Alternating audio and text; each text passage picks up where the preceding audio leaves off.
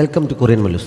സിൻസൈ മെറ്റി എന്ന ഡ്രാമയുടെ 7ാമത്തെ എപ്പിസോഡിന്റെ തുടക്കത്തിൽ ജിയാങ്കുന് അടുത്ത ദിവസം രാവിലെയാണ് ബോധം വീണത്. ഷെങ്യു എന്താ മെസ്സേജ് അയച്ചിട്ട് ഡിലീറ്റ് ആക്കിയിരിക്കുന്നത് കണ്ട് അവൻ അവളുടെ ഫോണിലേക്ക് വിളിച്ചു നോക്കിയെങ്കിലും അവൾ അറ്റൻഡ് ചെയ്യുന്നില്ല. അവൻ എഴുന്നേറ്റ് എങ്ങോട്ടോ പോകുന്നുണ്ട്. സിഹാൻ റൂയിക്കൊപ്പം ഇരിക്കുമ്പോഴാണ് അമ്മ വീഡിയോ കോൾ ചെയ്തത്. അവൾ വേഗം എഴുന്നേറ്റ് കുറച്ച് അപ്പുറത്തേക്ക് മാറി നിന്നാണ് കോൾ അറ്റൻഡ് ചെയ്തത്. അവൾക്ക് ഓഫീസിൽ ജോലിയാണെന്നാണ് അമ്മയോട് പറഞ്ഞിരിക്കുന്നത്. മാത്രമല്ല ചേച്ചിയും ഹസ്ബൻഡും തമ്മിലുള്ള പ്രശ്നത്തെക്കുറിച്ചും റൂയി അവിടെയുള്ള കാര്യമൊന്നും അമ്മ ഇതുവരെ അറിഞ്ഞിട്ടില്ല.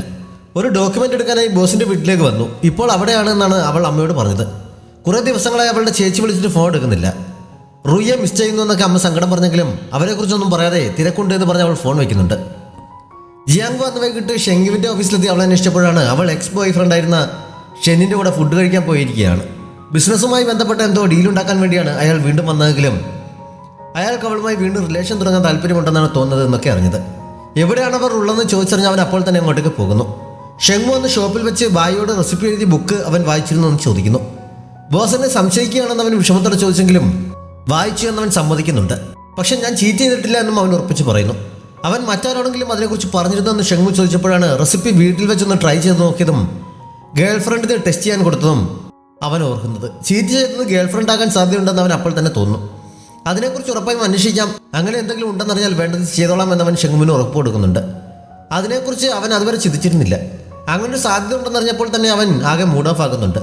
ബിസിനസിന്റെ പേരും പറഞ്ഞാണ് ഭക്ഷണം കഴിക്കാൻ വിളിച്ചതെങ്കിലും ഷെങ്യുവിന്റെ എക്സ് അവളോട് പേഴ്സണൽ കാര്യങ്ങളാണ് കൂടുതലും സംസാരിച്ചത്. ഇടയ്ക്ക് ബന്ധം തുടരാൻ താല്പര്യമുണ്ടെന്ന രീതിയിൽ അവളുടെ കയ്യിൽ കയറി പിടിക്കുകയും ചെയ്യുന്നു. അവൾ അയാളുടെ പിടിവിട്ട് അവിടെ നിന്ന് എഴുന്നേറ്റ് പോകാൻ തുടങ്ങിയപ്പോൾ അയാൾ എഴുന്നേറ്റ് വന്ന് അവളെ കെട്ടിപ്പിടിക്കുന്നു. അവൾ കുതിറി മാറാൻ ശ്രമിക്കുന്നുണ്ടെങ്കിലും നടക്കുന്നില്ല. ആ സമയത്താണ് ജിയാങ്യു അവിടെ എത്തിയത്. അവൻ അയാളെ പിടിച്ചു മാറ്റിയിട്ട് ശരിക്കും പെരുമാറുന്നു. ഇനി ഈ കാര്യം സംസാരിച്ചുകൊണ്ട് എൻ്റെ അടുത്തേക്ക് വന്നേക്കരുതെന്ന് അയാൾക്ക് വാണിംഗ് കൊടുത്തിട്ട് ഷെങ്യു അവിടെ നിന്ന് പോകുന്നു. അവളുടെ വീട്ടിലെത്തി കഴിഞ്ഞപ്പോൾ അവളുടെ അനുവാദമില്ലാതെ അയാളെ തല്ലിയതിന് ജിയാങ്വു അവളോട് സോറി പറയുന്നു. ഇത് കാരണം ബിസിനസ് നഷ്ടമാകാൻ സാധ്യതയുണ്ട് എന്നവൻ കുറ്റബോധത്തോടെ കരഞ്ഞുകൊണ്ട് പറഞ്ഞിരുന്നപ്പോൾ അവൾ പെട്ടെന്ന് അവനെ കിസ് ചെയ്യുന്നു. അവളായിട്ട് അങ്ങനെ ചെയ്യുമെന്ന് അവൻ തീരെ പ്രതീക്ഷിച്ചതല്ല. അപ്പോഴാണ് ആരാണ് ശല്യപ്പെടുത്തുന്നത് ചോദിച്ചുകൊണ്ട് സോഫയിൽ കിടന്നുറങ്ങിയായിരുന്ന ഷെങ്മു എഴുന്നേറ്റ് വന്നത്. അവൻ അവിടെയുള്ള കാര്യം അവരപ്പോഴാണ് അറിയുന്നത്. രണ്ടുപേരും ഞെട്ടി ഡീസൻ്റായി നിൽക്കാൻ ശ്രമിക്കുന്നുണ്ട്. മൊത്തത്തിൽ സിറ്റുവേഷൻ കണ്ടപ്പോൾ ഷെങ്മുവിന് കാര്യം മനസ്സിലാക്കുന്നതിനാൽ ഞാൻ പോകണോ എന്നവൻ ചോദിക്കുന്നു. അത് വേണ്ട എന്ന് പറഞ്ഞ് ഷെങ്യു വേഗം ജിയാങ്വുവിനെ പറഞ്ഞയക്കാൻ തുടങ്ങുന്നുണ്ട്. നല്ലൊരു ചാൻസ് മിസ്സാക്കിയതിന് ജിയാങ്വു അവനോട് ദേഷ്യം കാണിച്ചിട്ടാണ് പോയത്. ഷെങ്മു തിരികെ വീട്ടിലേക്ക് വരാതെ തന്നെ അവോയ്ഡ് ചെയ്യാൻ ശ്രമിക്കുകയാണ് എന്ന് മനസ്സിലായ സിഹാന് ആകെ കലി കയറുന്നുണ്ട്. കിസ് ചെയ്തതിനെക്കുറിച്ച് സംസാരിക്കാൻ അവൻ ഇതുവരെ തയ്യാറായിട്ടില്ല. ഇനി അവൻ്റെ പ്ലേ ബോയ് ആയിരിക്കുമെന്നൊക്കെ അവൾ ചിന്തിക്കുന്നു. ഷെങ്മു ഈ സമയം വീട്ടിൽ പോകാൻ പറ്റാത്തതിൻ്റെ കാരണം ചേച്ചിയോട് തുറന്നു പറയുന്നു. അവൻ അവളെ കിസ് ചെയ്തു എന്നറിഞ്ഞപ്പോൾ അവൾക്ക് സന്തോഷമാണ് തോന്നിയത്. വർഷങ്ങളായുള്ള അവൻ്റെ സിംഗിൾ ലൈഫിന് ഇങ്ങനെയെങ്കിലും ഒരു അവസാനം ഉണ്ടാക്കുമല്ലോ. ആദ്യമായിട്ടാണ് അവൻ ആരോടെങ്കിലും ഇഷ്ടം തോന്നുന്നത്. പക്ഷേ ഇഷ്ടമാണോ എന്നുള്ള കാര്യം അവൻ ഇതുവരെ തുറന്നു പറഞ്ഞില്ല എന്നറിഞ്ഞപ്പോൾ അവൾ അവനെ വഴക്ക് പറയുന്നുണ്ട്. ബന്ധങ്ങൾ ഇങ്ങനെ ഉറപ്പില്ലാതെയല്ല തുടങ്ങേണ്ടത്, ഇഷ്ടമാണെന്ന് അവളോട് ആദ്യം തുറന്നു പറയണം എന്നവൾ അവന് പറഞ്ഞു കൊടുക്കുന്നു. ജിയാങ്വുവും അവൾ തമ്മിലുള്ള റിലേഷനെ കുറിച്ച് അവനും ചോദിക്കുന്നുണ്ട്. അവൾ പക്ഷെ അതിന് മറുപടിയൊന്നും പറയുന്നില്ല. അടുത്ത ദിവസം അവൻ ജിയാങ്വുവിനെ കണ്ട് ചേച്ചിയുമായുള്ള ബന്ധത്തെക്കുറിച്ച് ചോദിക്കുന്നുണ്ട്. നിന്റെ ചേച്ചി ചെറുപ്പം മുതൽ ക്യാഷ് ഉണ്ടാക്കാൻ വേണ്ടി മാത്രമുള്ള ശ്രദ്ധയിലായിരുന്നു. ആകെ സ്ട്രെസ് നിറഞ്ഞ ജീവിതമാണ് അവളുടേത്. എൻ്റെ കൂടെ ആയിരിക്കുമ്പോഴെങ്കിലും അങ്ങനെയല്ലാതെ അവൾക്ക് റിലാക്സ് ചെയ്യാൻ കഴിയണം എന്നാണ് ഞാൻ ആഗ്രഹിക്കുന്നത് എന്നാണ് അവൻ ഷെങ്മുവിനോട് പറഞ്ഞത്. സിഹാനുമായുള്ള അവൻ്റെ റിലേഷൻ്റെ പ്രോഗ്രസിനെ കുറിച്ചും അവൻ ചോദിക്കുന്നുണ്ട്. പുതിയ ഒരു വഴി കണ്ടെത്തിയിട്ടുണ്ട് എന്ന് പറഞ്ഞ് അവളുമായി ചാറ്റ് ചെയ്യാൻ വേണ്ടി ഫേക്ക് ID ഉണ്ടാക്കിയ ഒരാൾ ഷെങ്മു അവനോട് പറയുന്നു. അന്നവൻ വീട്ടിലെത്തിയ ശേഷം സിഹാനോട് സംസാരിക്കാനായി അവളുടെ അടുത്തേക്ക് ചെന്നതാണ്. അവൾ പക്ഷേ അവനെ കണ്ടപ്പോഴേ എഴുന്നേറ്റ് മറ്റൊരു മുറിയിലേക്ക് പോകുന്നു. അവൻ പുറകെ ചെന്നപ്പോൾ അവൾ അവിടെ നിന്ന് എഴുന്നേറ്റ് സ്വന്തം മുറിയിൽ കയറി വാതിലടയ്ക്കുന്നു. അവൾ തന്നെ അവോയ്ഡ് ചെയ്യുന്നത് എന്തുകൊണ്ടായിരിക്കുമെന്ന് അവൻ ചിന്തിക്കുന്നു. സിഹാനെ അവനെ എങ്ങനെ ഫേസ് ചെയ്യണമെന്ന് അറിയില്ലായിരുന്നു. ചാറ്റ് ഫ്രണ്ടായ ഗ്രാൻഡ് മാസ്റ്ററിനോട് അഭിപ്രായം ചോദിച്ചാലോ, ആമ്പിള്ളേർക്കാകുമ്പോൾ ആമ്പിള്ളേരെ ശരിക്കും മനസ്സിലാകുമായിരിക്കുമല്ലോ എന്ന് കരുതി അവൾ ഫ്രണ്ടിന് മെസ്സേജ് അയക്കുന്നു. ആ ഫ്രണ്ട് അവൻ തന്നെയാണെന്ന് അവൾ അറിഞ്ഞിരുന്നില്ല. ഒരു ആൺകുട്ടി ഒരു പെൺകുട്ടിയെ പെട്ടെന്നൊരു ദിവസം തീരെ പ്രതീക്ഷിക്കാതെ കിസ് ചെയ്യുന്നു. പക്ഷെ അതിനുശേഷം ഫോളോ അപ്പ് ഒന്നുമില്ലെങ്കിൽ അതിൻ്റെ അർത്ഥം എന്താണെന്ന് അവൾ ഫ്രണ്ടിനോട് ചോദിക്കുന്നു. ഇങ്ങനൊരു അവസരത്തിനായി കാത്തിരിക്കുകയായിരുന്നു ഷെങ്മു. അവനവളെ ഇഷ്ടമായിരിക്കാനുള്ള സാധ്യത. പെൺകുട്ടിക്ക് തിരിച്ച് ഇഷ്ടമാണോ എന്ന് അവൻ ചോദിക്കുന്നു. അവൻ ഇഷ്ടമായിരിക്കാൻ ഒരു സാധ്യതയുമില്ല, അതിൻ്റെ യാതൊരു ലക്ഷണവും അവൻ ഇതുവരെ കാണിച്ചിട്ടില്ല എന്നവൾ മെസ്സേജ് അയച്ചപ്പോൾ നിന്റെ അഭിപ്രായത്തിൽ ഇഷ്ടമുണ്ടെങ്കിൽ എന്തൊക്കെയായിരിക്കും ചെയ്യുക എന്നവൻ ചോദിക്കുന്നു.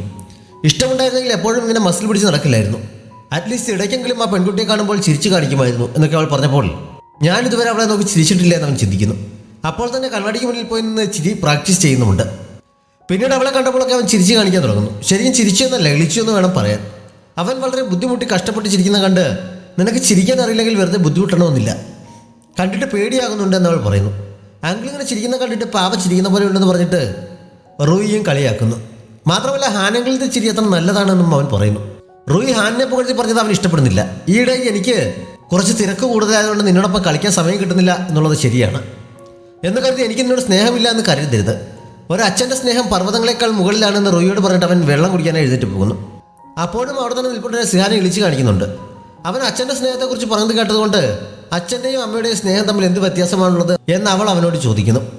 അച്ഛൻ്റെ സ്നേഹം പർവ്വതങ്ങളെക്കാൾ മുകളിലാണെന്നും അമ്മയുടെ സ്നേഹം സമുദ്രത്തോളം ആഴമുള്ളതാണെന്നും പറഞ്ഞു കേട്ടിട്ടുണ്ട് എന്നവൻ പറഞ്ഞപ്പോൾ രണ്ടുപേരിൽ ഒരാളെ ചൂസ് ചെയ്യേണ്ട സ്ഥിതി വരികയാണെങ്കിൽ എന്ത് ചെയ്യുമെന്ന് അവൾ ചോദിക്കുന്നു. അവൻ പെട്ടെന്ന് അമ്മയെ ഓർക്കുന്നുണ്ട്. ഒരിക്കൽ പെൻസിലിൻ്റെ മൂർച്ച കൂടി തരുമോ എന്ന് ചോദിച്ച് അവൻ അമ്മയുടെ അടുത്തേക്ക് ചെന്നപ്പോൾ എനിക്ക് സമയമില്ല എന്ന് പറഞ്ഞ് ദേഷ്യപ്പെട്ട് അമ്മ എഴുന്നേറ്റ് പോവുകയാണ് ചെയ്തത്. ഇക്കാര്യത്തിൽ ഏതാണ് നല്ലതെന്ന് ചോദ്യത്തിൻ്റെ ആവശ്യമില്ല. ഏത് തിരഞ്ഞെടുത്താലും അത് കുട്ടിയെ വേദനിപ്പിക്കും. ഇനി റൂയി അടുത്തില്ലാത്തപ്പോൾ മാത്രമേ ഇങ്ങനെയുള്ള കാര്യങ്ങൾ സംസാരിക്കാൻ പാടുള്ളൂ. അവൾ നല്ല ബുദ്ധിയുള്ള കൂട്ടത്തിലാണ്, അതുകൊണ്ട് ചിലപ്പോൾ വേണ്ടാത്തൊക്കെ ചിന്തിച്ചു കൂട്ടിയെന്നിരിക്കും എന്ന് അവൻ അവൾക്ക് വാണിംഗ് കൊടുക്കുന്നുണ്ട്. എന്ത് തീരുമാനമെടുത്താലും സന്തോഷമില്ലാത്ത കുട്ടിക്കാലം ജീവിതകാലം മുഴുവൻ ഒരാളെ വേട്ടയാടും. റൂയി അങ്ങനെ അവസ്ഥയിലേക്ക് വിടാൻ പാടില്ല എന്ന് അവളും അപ്പോൾ പറയുന്നുണ്ട്. അവൻ ഒരിക്കൽ കൂടി അവളെ ഇളിച്ച് കളിച്ചിട്ട് ഷോപ്പിലേക്ക് പോകുന്നു. സിഹാൻ അവിടെ നിന്നുകൊണ്ട് ചാറ്റ് ഫ്രണ്ടിന് ഒരു ബോയ് ഒരു കാരണവുമില്ലാതെ ഒരാളെ ചിരിച്ചു കാണിക്കുകയാണെങ്കിൽ എന്താണ് അതിൻ്റെ അർത്ഥം എന്ന് ചോദിച്ച് മെസ്സേജ് അയക്കുന്നുണ്ട്. മെസ്സേജ് സെൻഡ് ആയ സമയത്ത് തന്നെ ഷെങ്ങു അവിടെ മറന്നു വെച്ച ഫോണിൽ മെസ്സേജ് റിസീവ് ആകുന്നതിൻ്റെ ശബ്ദം കേട്ട് അവൾ അത് ശ്രദ്ധിക്കുന്നു. ആ സമയത്താണ് ഞാൻ ഷൂ ഇട്ടുകൊണ്ട് നിൽക്കുകയാണ്, മറന്നു വെച്ച ഫോൺ എടുത്ത് തരുമോ എന്ന് അവൻ പുറത്ത് വിളിച്ചു ചോദിച്ചത്. ഫോൺ എടുത്ത് കൊണ്ടുപോകുന്നതിനിടയിൽ താൻ അയച്ച മെസ്സേജിൻ്റെ നോട്ടിഫിക്കേഷൻ വന്ന് കിടക്കുന്ന അവൾ കാണുന്നു.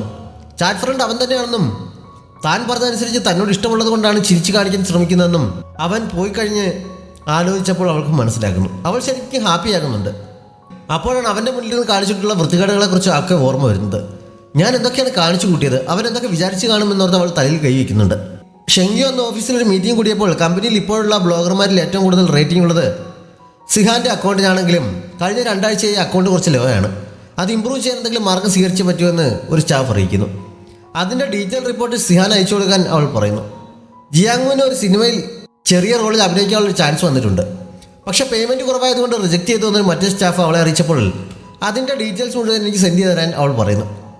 ജിയാങ്മു എന്ന ഷൂട്ടിങ്ങിനിടയിലെ ബ്രേക്ക് ടൈമിൽ ഷെങ്യുവിൻ്റെ ബർത്ത്ഡേ അടുത്ത് വരുന്നതിനാൽ അവൾക്ക് ഗിഫ്റ്റ് കൊടുക്കാൻ വേണ്ടി ഫോണിൽ സെർച്ച് ചെയ്യുന്നുണ്ട്. അത് കണ്ട് അവൻ്റെ അടുത്ത് തന്നെ ഇരിപ്പുണ്ടായിരുന്ന ഫീമെയിൽ മോഡൽ അവന് ഗേൾ ഫ്രണ്ട് ഉണ്ടോ എന്ന് ചോദിക്കുന്നുണ്ട്. ഉണ്ട് എന്നറിഞ്ഞപ്പോൾ അവൾ കുറച്ച് നിരാശയാകുന്നു. ആ സമയത്താണ് ഷെങ്യു അവൻ്റെ ഫോണിലേക്ക് വിളിച്ചത്. ഇന്ന് രാത്രി ഫ്രീ ആണോ എന്ന് ഷെങ്യു ഫോണിലൂടെ ചോദിക്കുന്നത് അടുത്തിരുന്ന് കേട്ട അവൾ അവർക്കിടയിൽ വഴക്കുണ്ടാക്കാൻ വേണ്ടി ഇന്ന് ഷൂട്ട് കഴിയാൻ ലേറ്റാകും എന്ന് ഡയറക്ടർ പറഞ്ഞതല്ലേ, നമുക്കപ്പോൾ ഒരുമിച്ച് പോകാമെന്ന് അവനോട് പറയുന്നു. അത് കേട്ടതും എങ്കിൽ എനിക്കൊന്നും പറയാനില്ല എന്ന് പറഞ്ഞ് ഷെങ്യു ഫോൺ വയ്ക്കുന്നുണ്ട്. ഷെങ്മു അന്നും ഷോപ്പിൽ ചെന്ന് നാരങ്ങ കട്ട് ചെയ്യുകയായിരുന്നു കൂടുതൽ സമയവും. ബോസിൻ്റെ പുതിയ ഡിഷ് പുളിയുള്ളതാണോ, ഒരുപാട് സമയമായി ഇതിനു വേണ്ടി ചിലവഴിക്കുകയാണല്ലോ എന്ന് ചോദിച്ച് 4 സംഘം അടുത്ത് കൂടിയപ്പോൾ നിങ്ങൾക്ക് വേറെ ജോലിയൊന്നുമില്ല എന്ന് ചോദിച്ച് അവൻ അവരെ ഓടിച്ചു വിടുന്നു. സിഹാൻ എന്ന് ഭക്ഷണം ഉണ്ടാക്കിക്കൊണ്ടിരുന്നപ്പോഴൊക്കെ ഇടയ്ക്ക് അറിയാതെ സ്വപ്നം കാണുന്നുണ്ട്. ഷെങ്മു അവളുടെ അടുത്തേക്ക് വരുന്നതും അവളുണ്ടാക്കിയ സൂപ്പ് ടേസ്റ്റ് ചെയ്യാനായി ആദ്യം അത് ടേസ്റ്റ് ചെയ്ത് അവളെ കിസ് ചെയ്ത് നോക്കുന്നതൊക്കെ സങ്കല്പിച്ച് അവളാകെ ത്രില്ലടിക്കുന്നുണ്ട്. ബായ് എന്ന് ബാക്കി സ്റ്റാഫിനെ നേരത്തെ പറഞ്ഞയച്ചിട്ട് ഷോപ്പിൽ ആളില്ലാത്ത സമയം നോക്കി ഷെങ്മുവിൻ്റെ അടുത്ത് നിന്ന് റിസൈൻ ചെയ്യാൻ പോവുകയാണെന്ന് അറിയിക്കുന്നു.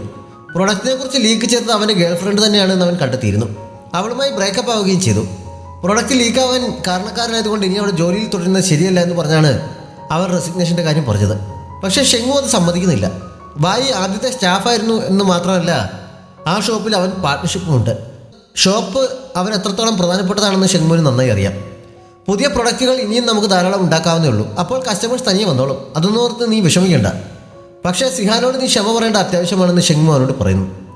അവൻ പറഞ്ഞില്ലെങ്കിലും അവളോട് സോറി പറയാനിരിക്കുകയായിരുന്നു. ഉടനെ തന്നെ അത് ചെയ്യാമെന്ന് ബായി പറയുന്നു.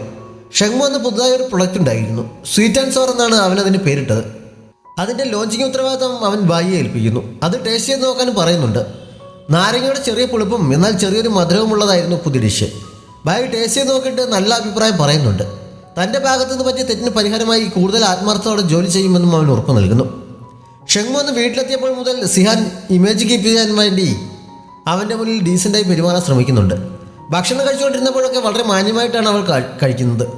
ബായി യഥാർത്ഥ കുറ്റവാളിയെ കണ്ടെത്തിയതും അവളോട് ക്ഷമ പറയാമെന്ന് പറയുന്നതൊക്കെ അവൻ അവളെ അറിയിക്കുന്നുണ്ട്. കുറച്ച് കഴിഞ്ഞ് അവൻ പതിവ് പോലെ പാത്രം കഴുകാൻ എടുക്കാൻ തുടങ്ങിയപ്പോൾ ഞാൻ കഴുകിക്കോളാമെന്ന് പറഞ്ഞ് അവൾ അതിൽ കയറി പിടിക്കുന്നു. അവൻ വേണ്ട എന്ന് പറഞ്ഞെങ്കിലും അവളത് ബലമായി പിടിച്ചു വാങ്ങുന്നുണ്ട്. ആൻറ്റിക്ക് സാധാരണ പാത്രം കഴുകുന്നത് ഇഷ്ടമല്ലല്ലോ, അങ്കിളിനെ കൊണ്ട് പാത്രം കഴുകിക്കുമെന്നാണല്ലോ എന്നോട് പറഞ്ഞിട്ടുള്ളതെന്ന് റൂയി അടുത്തിട്ട് പറഞ്ഞപ്പോൾ അവൾ വേഗം അവൻ്റെ വാപത്തി പിടിക്കുന്നു. ഷെങ്മു ചിരിച്ചുകൊണ്ട് കഴുകാനായി എഴുന്നേറ്റ് പോകുന്നുണ്ട്. ആൻറ്റി എന്ന് ഇടയ്ക്കിടെ അങ്കിളിനെ ഒളിഞ്ഞു നോക്കുന്നത് ഞാൻ കണ്ടല്ലോ, എന്താണ് കാര്യമെന്ന് റൂയി അവളോട് ചോദിക്കുന്നു. നിനക്കത് മനസ്സിലായോ എന്നവൾ ചോദിച്ചപ്പോൾ മനസ്സിലായി, വിഷമിക്കണ്ട, ഞാൻ അങ്കിളിനോട് പറയില്ല എന്നവൻ പറയുന്നുണ്ട്. അവൾ സന്തോഷത്തോടെ എഴുന്നേറ്റ് പോയി ഷെങ്മുവിനെ തള്ളി മാറ്റിയിട്ട് പാത്രം കഴുകാൻ തുടങ്ങുന്നു. അത് കഴിഞ്ഞ് കുറച്ച് കഴിഞ്ഞപ്പോൾ അന്നത്തെ പോലെ അവൻ കെയർ ചെയ്യുമെന്നറിയാൻ വേണ്ടി അവൾ മനഃപൂർവ്വം ഷർട്ടിൻ്റെ ഒരു ബട്ടൺ ഊരിയിട്ടുകൊണ്ട് അവൻ്റെ മുന്നിലേക്ക് ചെല്ലുന്നു.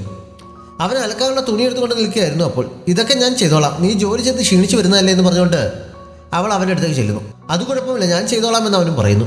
രണ്ടുപേരും ഡ്രസ്സിന് വേണ്ടി അങ്ങോട്ടും ഇങ്ങോട്ടും പിടിച്ചു വലിക്കുന്നുണ്ട്. പിടിവലി കൂടിയപ്പോൾ തുണിയെല്ലാം കൂടി രണ്ടുപേരുടെ കയ്യിൽ നിന്ന് തെറിച്ച് മുകളിലേക്ക് വീഴുന്നു. മാത്രമല്ല ആ ഫോഴ്സിൽ രണ്ടുപേരും കൂടി മറിഞ്ഞ് സോഫയിലേക്ക് വീഴുന്നുമുണ്ട്. ഇപ്പോഴത്തെ കിടപ്പ് കണ്ടൽ ഒറ്റ നോട്ടത്തിൽ ആരാണെങ്കിലും തെറ്റിദ്ധരിക്കും. രണ്ടുപേർക്കും പെട്ടെന്ന് എഴുന്നേൽക്കാൻ കഴിയുന്നില്ല.